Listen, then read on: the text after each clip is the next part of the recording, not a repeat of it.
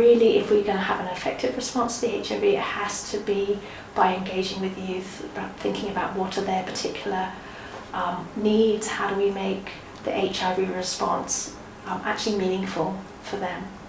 If you think about adolescent girls, commonly what we see are issues around sexual coercion. We see issues around pressures on girls to exchange sex for money. In some cases that's because of economic need. In some cases it's to do with aspirations, about wanting luxuries or phone credits and these sorts of things. So there are particular issues and vulnerabilities that adolescents face that currently, in terms of the HIV world, we struggle with how do we think about how to deal with those issues. And I think it's only really by engaging with adolescents and learning more about what they think might work and be effective for them that we can actually really address those kind of challenges. There are a lot of challenges currently on HIV. One of the big ones for women is that we don't have an effective female-controlled method of HIV protection, apart from the female condom. And still that needs a lot of negotiation with a girl or a woman's partner. So I'm hoping in the next decade that we will be able to identify other prevention methods that women can use discreetly, that a woman can initiate, because I think that's a huge gap in our current prevention arsenal. I think more broadly though, I would also be hoping that we're starting to deliver interventions that are empowering, that address girls' economic needs, that are starting to challenge some of the gender stereotypes and expectations that sometimes shape girls' behaviours and prevention options, and that we're really trying to empower girls more so that they are better able to actually take control of their own, protect themselves against HIV effectively. On World AIDS Day, I'll be presenting along with a number of other speakers about current issues on HIV, and I think what's really nice about the day is it's got a range of presenters from a number of different backgrounds talking about the issues from their perspectives. I'll be talking about the issue around violence against women and HIV, because that's an area you'll probably have gathered that we do a lot of work on. But there are also people talking about questions from an NGO perspective, issues around how do we finance the future HIV response, which is a very pressing question at the moment given the economic climate that we're all now living in.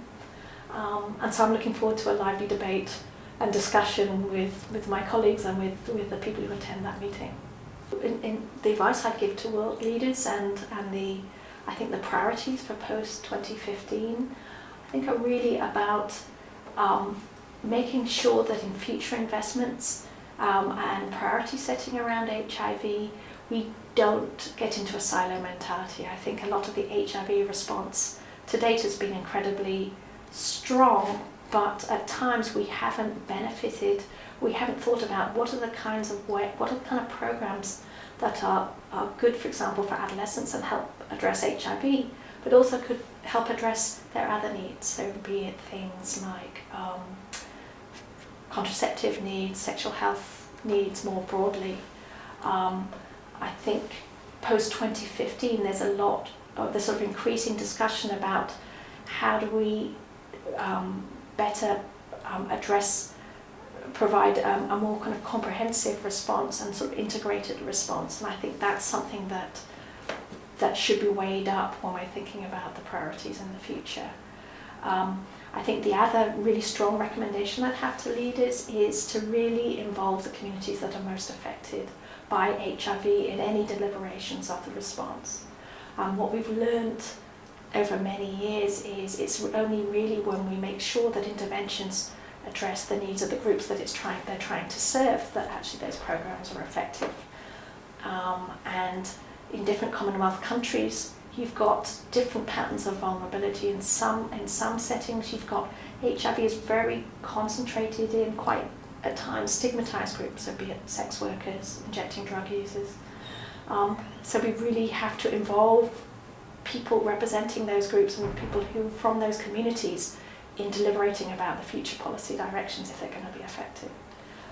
Similarly, the point around that I was making earlier about adolescence, that a lot of vulnerability is amongst adolescents and particularly amongst adolescent girls, and so our interventions really need to learn and be formed and shaped by the needs of those groups.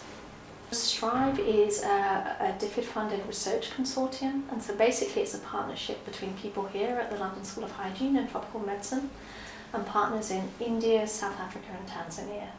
And those partners, we're working with those partners and actually also a partner in the US to really do quite applied action-oriented research to learn more about how do we address some of the social and economic kind of context that really underpin a lot of women and men's vulnerability to HIV. So the research that we're looking at is things like how do we address issues such as problematic alcohol use and how that might play into people engaging in risky sex and catching HIV, or how do we address issues like gender inequality and violence, and again how that might contribute to women's vulnerability, along with work to look at, well, what if we improve people's livelihood opportunities? Does that mean they might be less likely to have to separate from their families, which might put them at higher risk of HIV, or mean that women are less likely to have to sell sex to make money? So it's looking at those sort of more upstream structural factors. I started off in maths and in very theoretical mathematics actually, but I wanted to do something useful with this funny skill I had. So I started off doing modelling of HIV. So there's quite complicated mathematics that people use to try and predict where is the epidemic going, how many infections might there be in the next 5 or 10 years. But as I was doing that, I got more interested in what's the stories behind the numbers. You know, why are the prevalence figures going up? Why aren't they coming down? What are people doing about it? And so that really started me off on a process of starting to do research and work with partners in different countries to say, well, what really is going on behind the figures, and what are the kind of interventions that might be important to address HIV. And I mean, in terms of sort of inspiration, I think my main inspiration comes from actually the partners that we work with. That I think what's a real privilege of the position that I have is that we're working very closely with groups who are on the ground trying to deal on a day-to-day basis with really difficult issues like HIV, like violence against women, like stigma. And so what I find inspiring is seeing the ways that they tackle these issues that, you know, on the face of it, are incredibly hard to really think about how do you engage and talk about people's sex lives or about condom use or about prostitution. You know, all these, it really gets to it brings you into a world where it's very delicate and difficult issues, but there are programs that are really very effective at thinking about how do you address people's vulnerability to HIV, how do you empower sex workers, how do you support women who are experiencing violence, how do you address social norms about the acceptability of violence. And so it's their work that inspires me. And the challenge as a researcher is to say, can we build and do the kinds of research that actually can give us evidence that we can take to the national government or that we can take to the sort of big policy community so they can understand more about what these programs have to offer, and we can think about the implications for sort of bigger national policy.